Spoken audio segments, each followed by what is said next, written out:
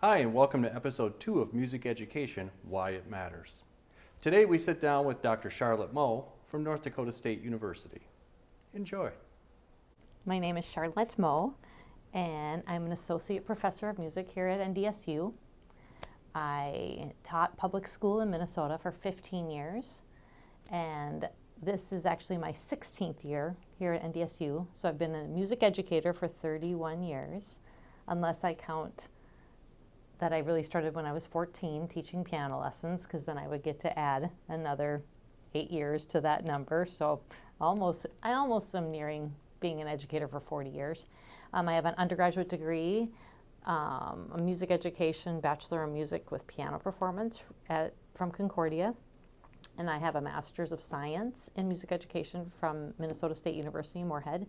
And I have a doctorate in musical arts and conducting here at NDSU.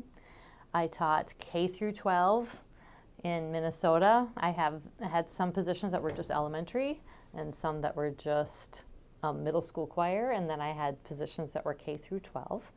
I was very humbled and flabbergasted that I did win Teacher of the Year in 2 different districts.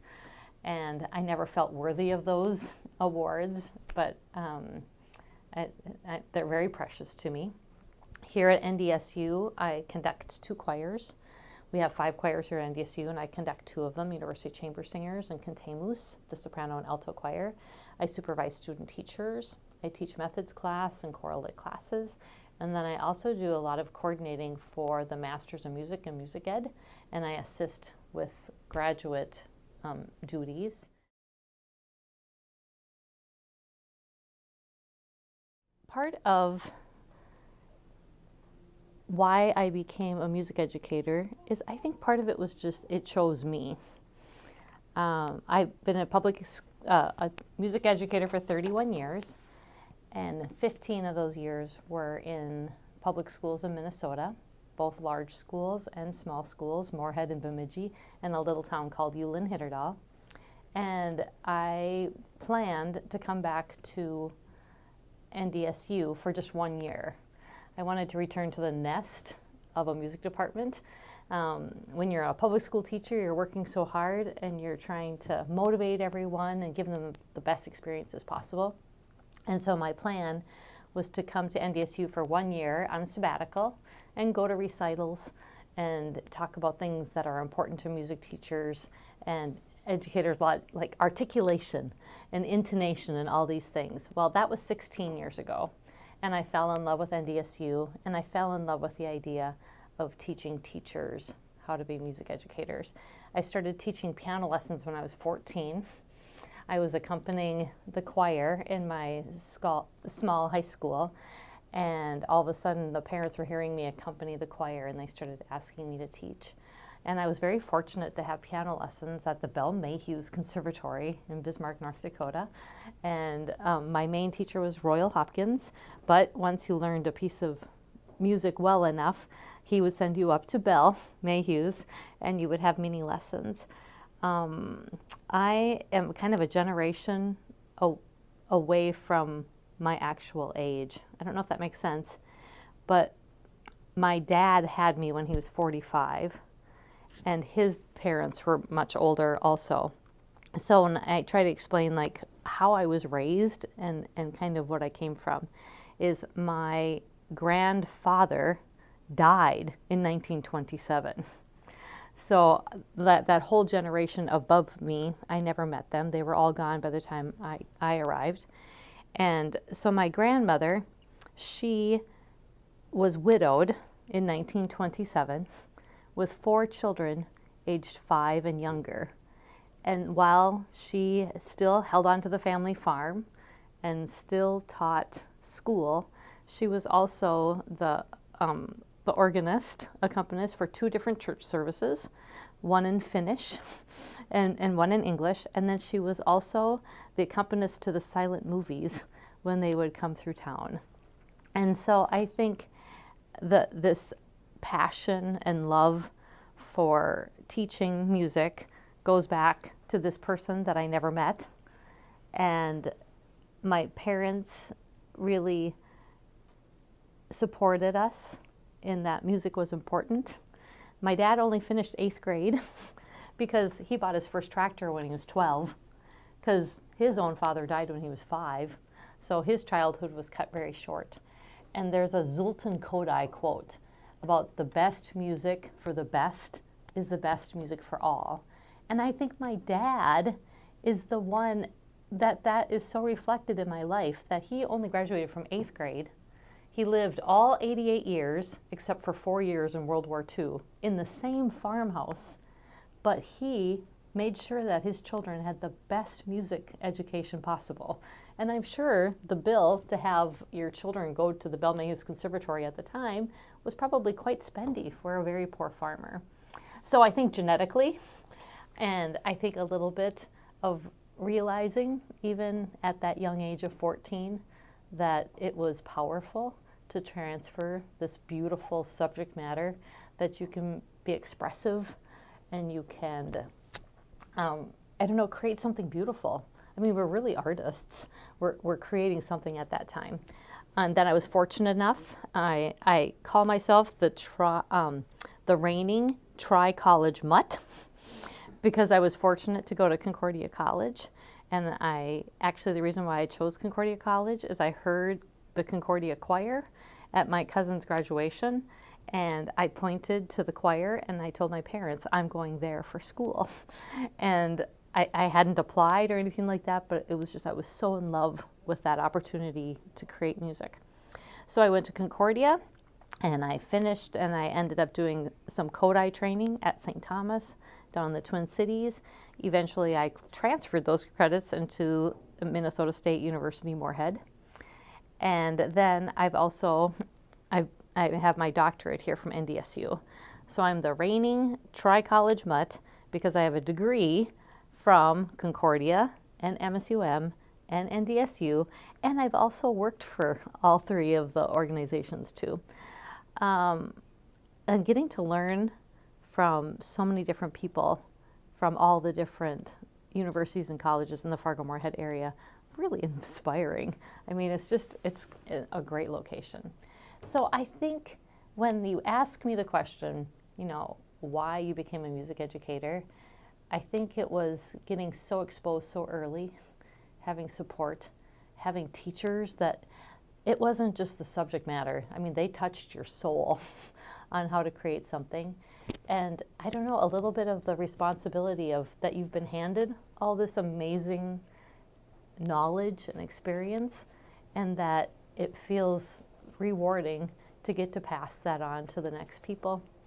I know times are changing and students are different, but I think it's kind of unique that when we think back to the very, very beginning of music education, like maybe a Guido of Arezzo, like in 990, the way he would teach his students was the master teacher kind of had this treasury, and then he passed that treasury down to his students.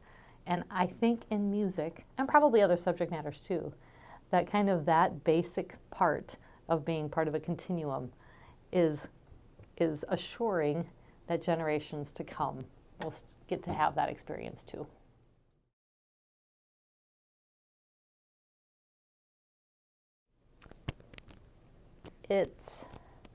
I think the biggest challenge, I think there are numerous challenges.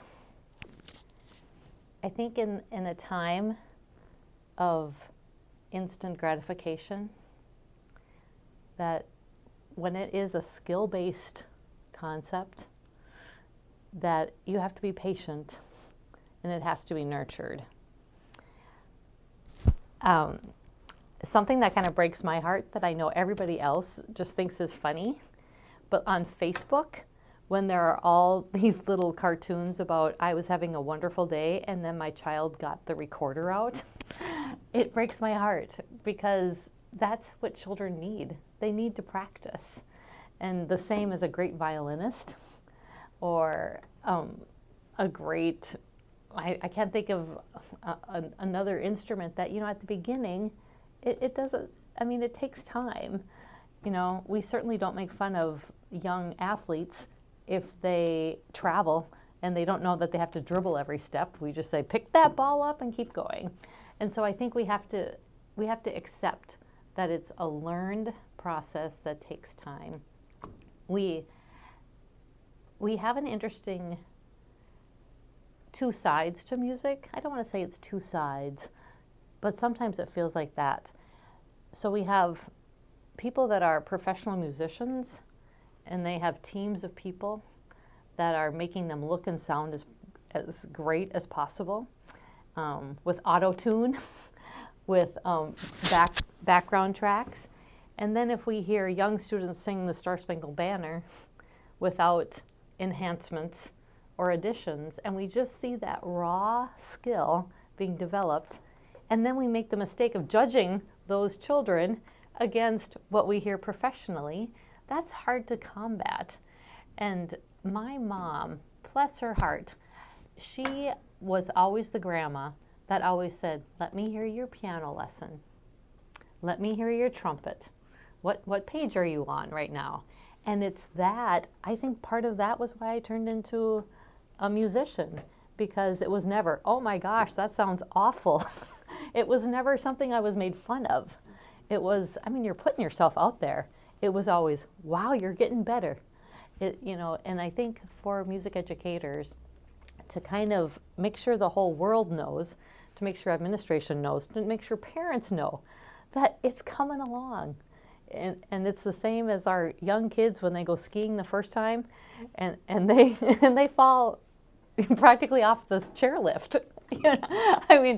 But they have to practice it. And so it's just an appreciation for seeing that, and not to compare them to like a product that might be a little bit fake, but that we have to really acknowledge. They're putting themselves out there, and they're risking being embarrassed. And one thing I try to tell my students here is that a lot of classroom management, they sense if they're going to be embarrassed by what you're having them do. And so if they can tell, we are not going to be good, they will shut down, because to them, they'd rather save face and be misbehaving on the risers or anywhere, because then their friends will think they're cool. And so they'll get that positive reinforcement for misbehaving, because that is better than being up there and being embarrassed. But I think it just goes to illustrate how difficult and skill building it is, but which is a huge benefit to our social development, our intelligence building. So it's crazy. It's definitely a chicken and egg. It's kind of a thing that goes back and forth.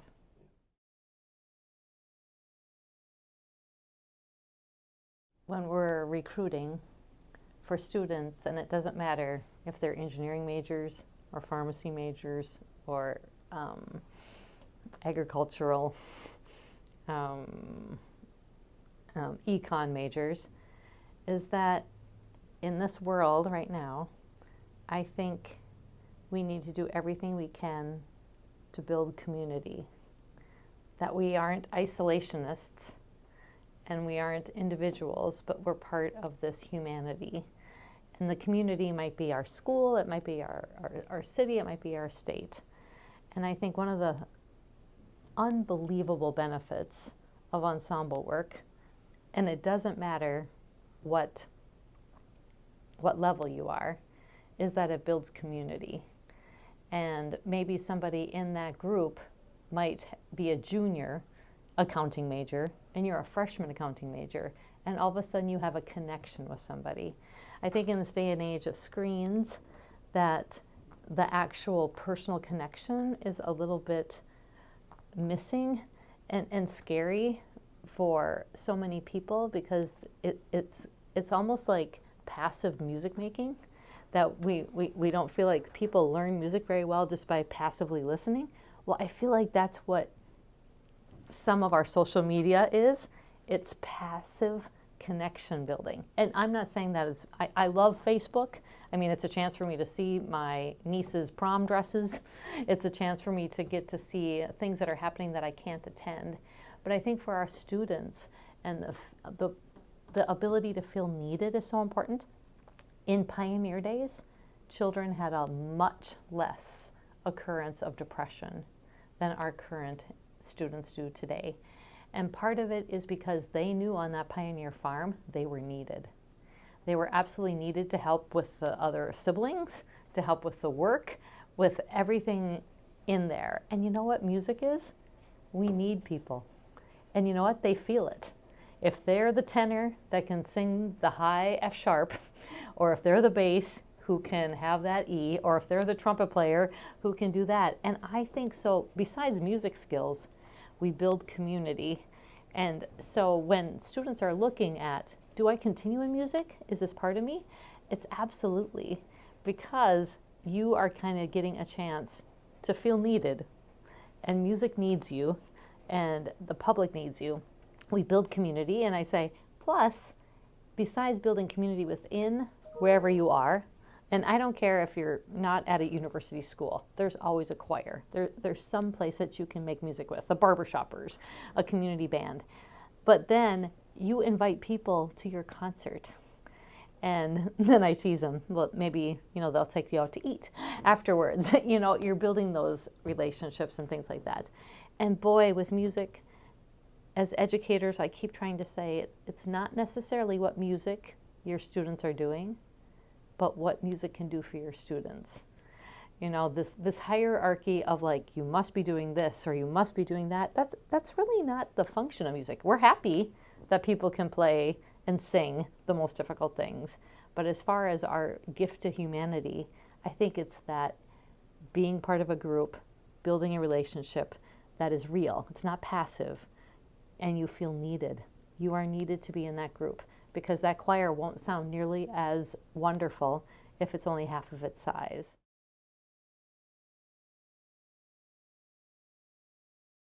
Oh, pretty much every minute. I think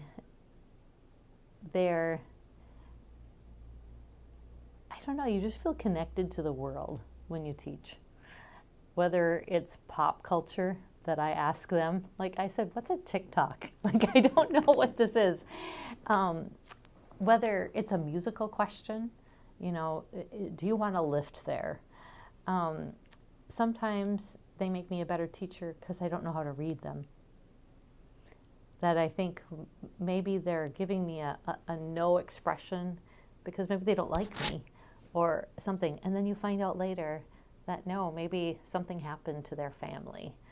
I don't know, I feel like it's just, they make you more human. And I think I learn way more from my students than they learn from me. I'm just lucky to work with them.